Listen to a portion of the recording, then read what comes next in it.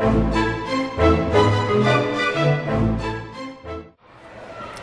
Vega, thank you for being here this afternoon. Thank you for having me. Thank you. I understand that you grew up in East Harlem. It was the time of the Palladium. It was the time of Celia Cruz. It was the time of Arsenio Rodriguez. It was the time of Hector Lavoe.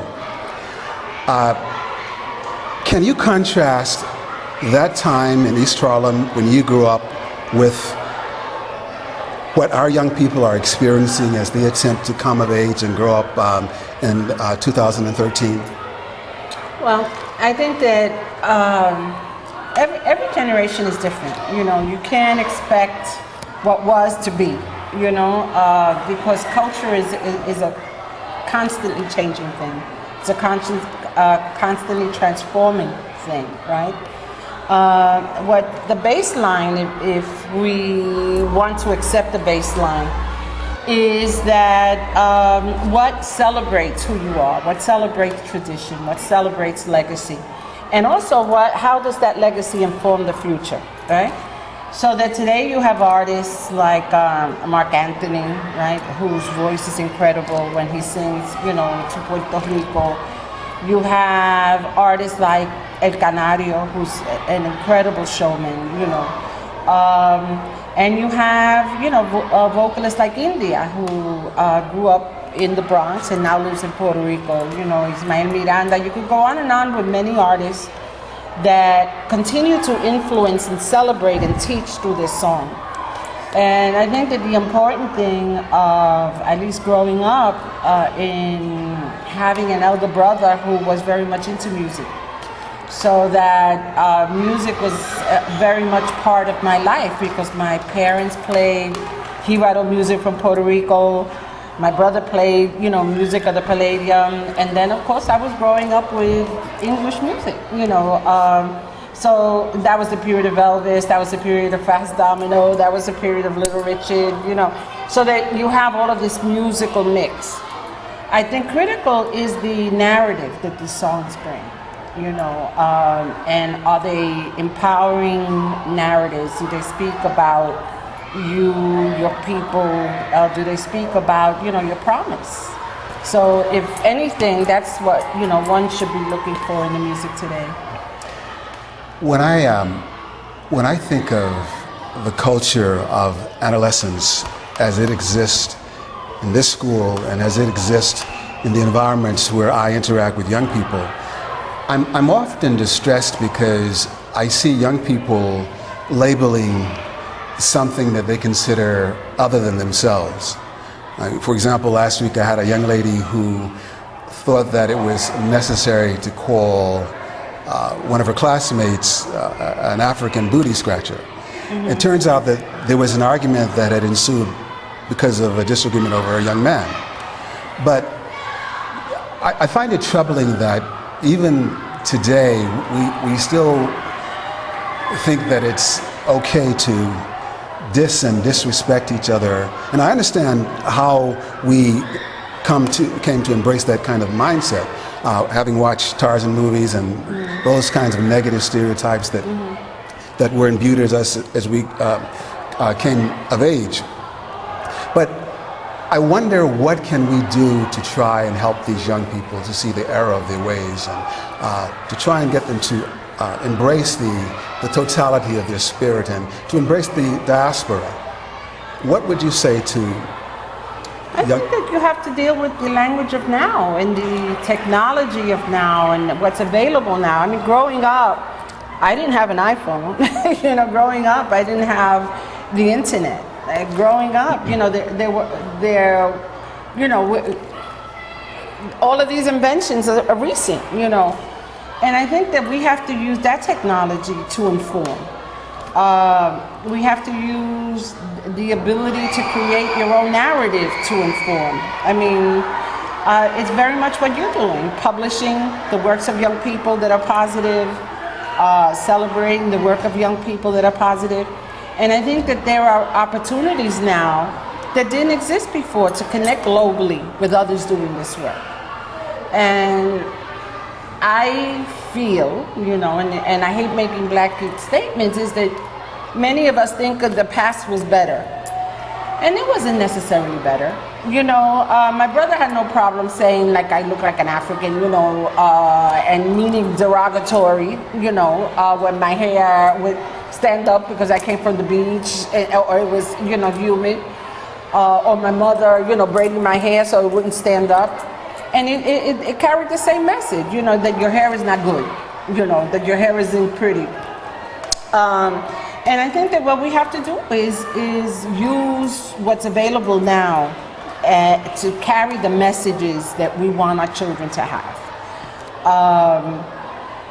Calling each other names, from nigga meaning pretty, I love you, to, if it happens if it's made in a certain tone, and others using it if it's made in another term, it's contentious.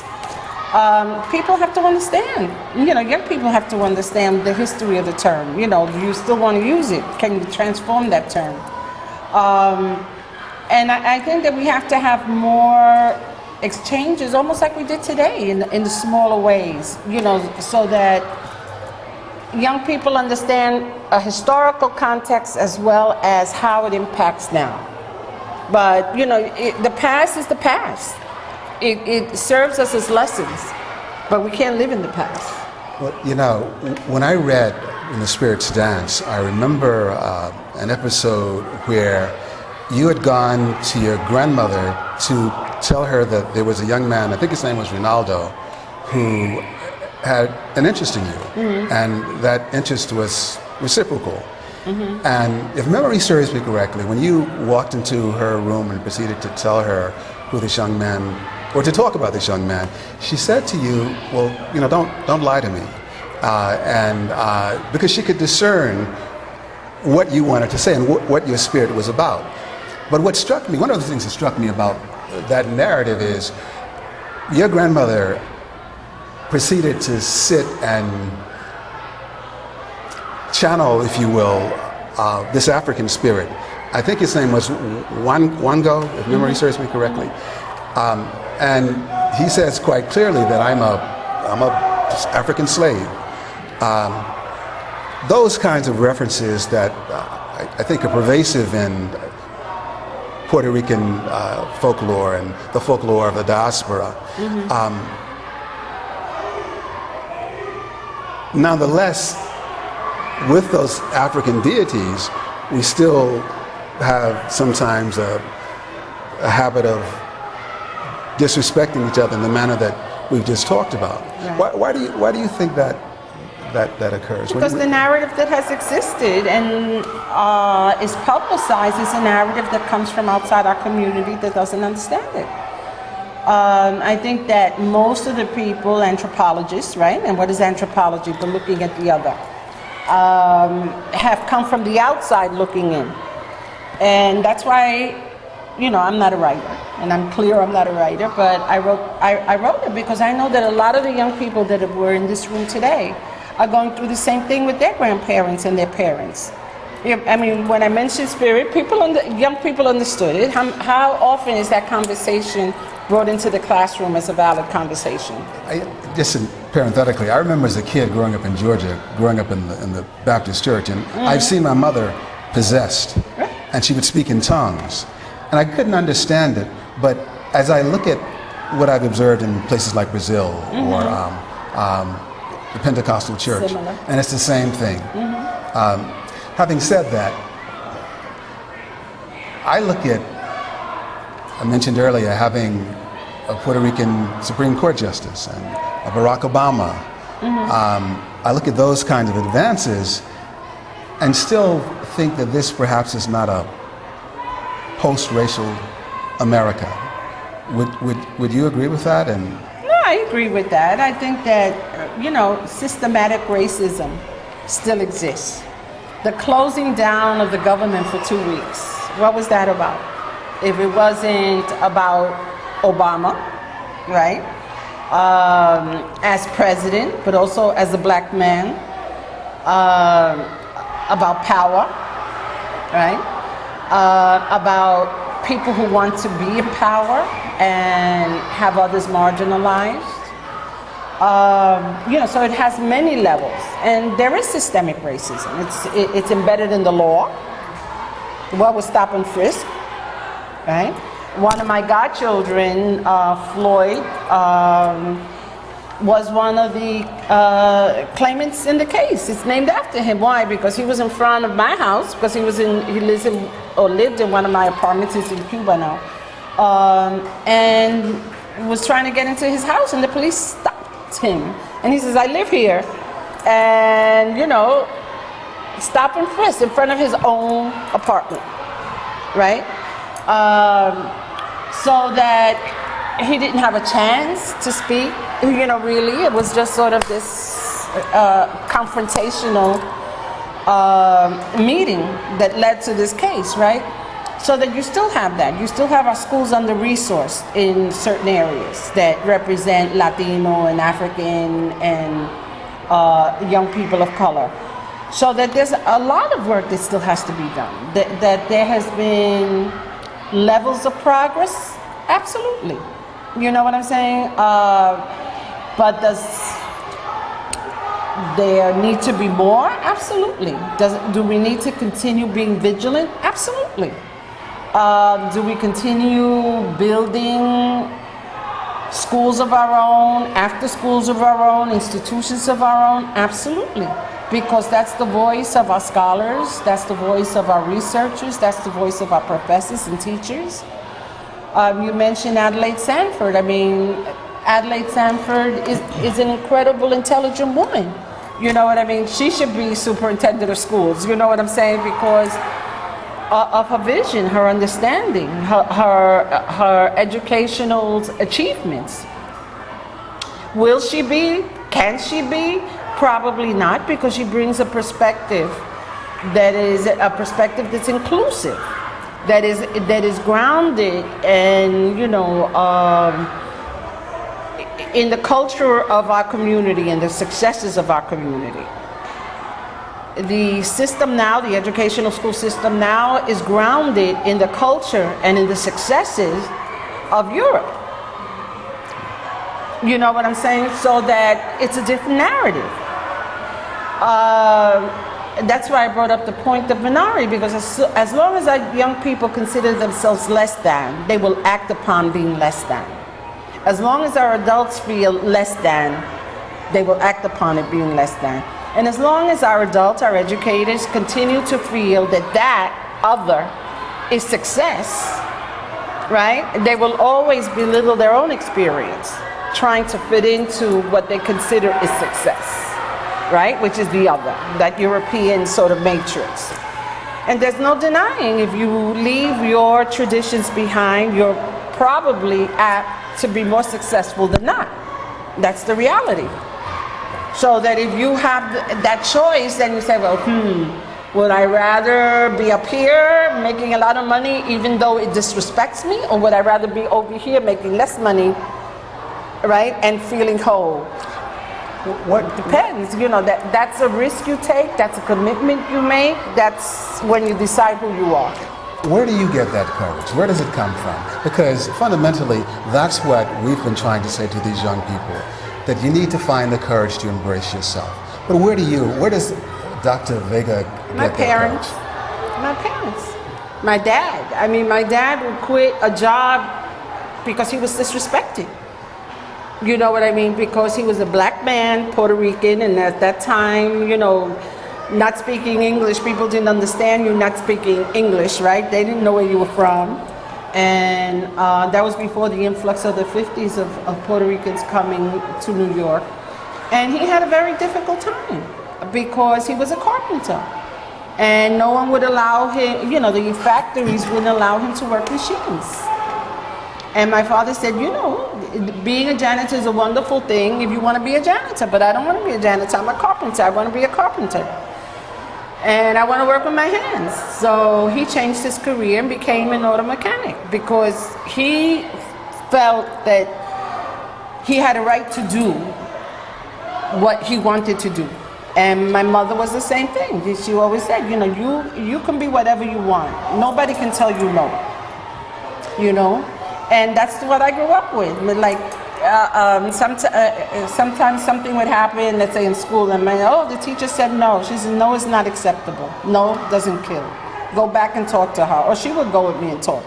You know what I'm saying? But for her, certain things were just not acceptable. And with my sons, the same thing. Certain things were not acceptable. I was more in school than they were. Sometimes they laugh because they were like, you were in school like before we got into school, because there were certain things that they would say, you know, at the kitchen table or just talking to each other, and I would hear it, and they would not necessarily share it with me, and I would be in school questioning the teacher, you know, because my mother was very clear. The school's supposed to teach you. The teacher's not supposed to love you. I love you. You know, my mother said, I love you. The teacher is supposed to respect you and teach you. That's her job, or his job. You know what I mean? At home, you're supposed to get love, and we love you. You know, and that was throughout my career. That was the reality. I don't know if this is an appropriate question, and I know you have to go, so I'll bring this full circle. But oftentimes, I meet young people who don't have the kind of environment out of which you came. And oftentimes they confess to me some of the issues that exist in their households. And I'm at a loss as to what I can say to them, you know. In fact, there was a young lady I think she was from Guatemala. She came here last year and was really very withdrawn. But after coming to the library for a while, we gradually developed, you know, a kind of a relationship. And she let me know that there were some things in her household that were not very good at all. And I agonized because there was nothing that I could really say to her other than to try and support her when she came. So oftentimes I find those negative behaviors being the consequence of the environment out of which they come, and I don't really know what I can do or say. Well, I think you're exceptional, you know, and I think when I was teaching, I was exceptional, and you have exceptional teachers, there's no question. You know what I mean? That care and really look at helping young people. But you know, we're talking in around generalities as to what's available to our young. Yeah, there are conditions that are unacceptable, and we have to tell young people those conditions are unacceptable. You know, and we understand they're unacceptable. And is there an aunt or an uncle that you might go to? If there's nobody, you know, is there a friend? You know, I think that's within the parameters of an educator or someone who's dealing, you know, or provide referrals to the young person to go to. And I think that that's important to know that there are services that young people should go to, or people that they should talk to. You know, I mean, sometimes teachers refer young people to me to speak to, or I'll refer an intern that may come into the center to do an internship, and we see that child is withdrawn or doesn't feel right, or the energy doesn't feel right, so we'll sit and talk to them, you know what I mean, and then circle back to the teacher and talk to them. You know, trying to put them in an environment, or, you know, the person in an environment that you see like, this is not the way it's supposed to be. You know, it's unfortunate that it is, that you're here, but how can you make this different? And if you can't make this different immediately, how can you work to get out of that situation? You know, that's the best that we can do, you know, because we see it. You know, some of our adults are broken. They're broken. You know what I mean? And we can do the best that we can do. I understand that you can't provide all of the answers that I'm seeking, and that's, I'm not laying that burden at your at your feet. Nobody can. But if I can get a little personal, one of the reasons why I've always sought you out, for want of a better way to say it, is because of your example, how I perceived you, how I felt when I heard you, how I felt when I saw you. And this is not about me, but I just have to say that when I finally arrived in the wilderness of New York from Georgia, one of the people I wanted to try and sit across and to meet was Dr. Vega. And when I talk to people like Dr. Sanford, or I talk to colleagues of mine, there's a unanimity of praise because they were affected in much the same way that I was affected. I wish I could somehow, bottle that and distribute it. I said all that to say, I really appreciate the fact that you've allowed me to sit here and talk with you. I appreciate the fact that you've again come to the village of this moment. And I have to say in all candor, speaking to you, there's a little bit of nervousness, and I'm trying to reconcile that in my spirit. And I've just decided that I've got to embrace that and just let it be what it is. But again, I know that you have to leave.